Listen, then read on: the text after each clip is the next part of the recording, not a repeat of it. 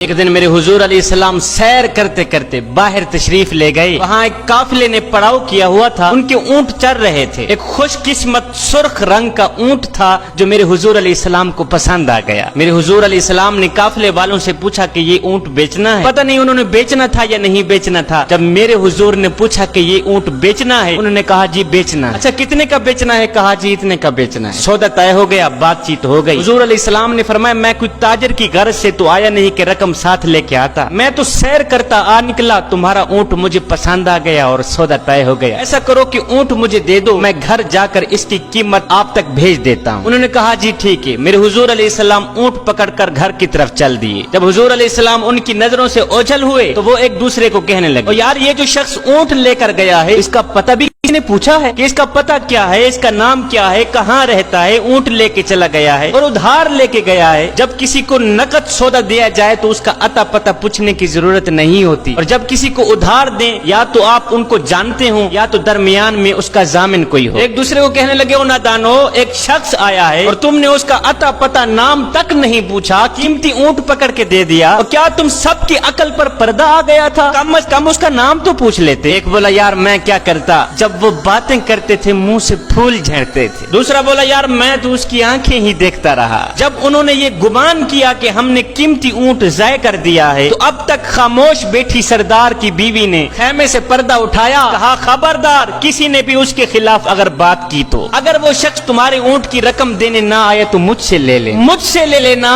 میں اس شخص کی ضامنہ ہوں. انہوں نے کہا اچھا تو اسے جانتی ہے؟ کہا نہیں میں بھی نہیں جانتی. کہا جب جانتی ہی نہیں پھر ضمانت کیسے دے دی؟ کہا جب تم سودا کر رہے تھے تو میں خیمے کے اندر سے دیکھ رہی تھی کہ جس کا چہرہ اتنا خوبصورت ہو وہ جھوٹ بولتا ہی نہیں, وہ دھوکہ دے ہی نہیں سکتا. ابھی تمہارے پیسے آنے والے ہیں. تھوڑی دیر گزری ہی تھی کہ میرے حضور علیہ السلام کے غلام آ گئے پیسے لے کے. کہنے لگے کون ہیں وہ لوگ جس سے ہمارے آقا نے اونٹ خریدا ہے؟ کہا جی ہم لوگ ہیں. صحابہ نے کہا یہ لو تمہارے اونٹ کی رقم, یہ لو تمہارے اونٹ کی قیمت.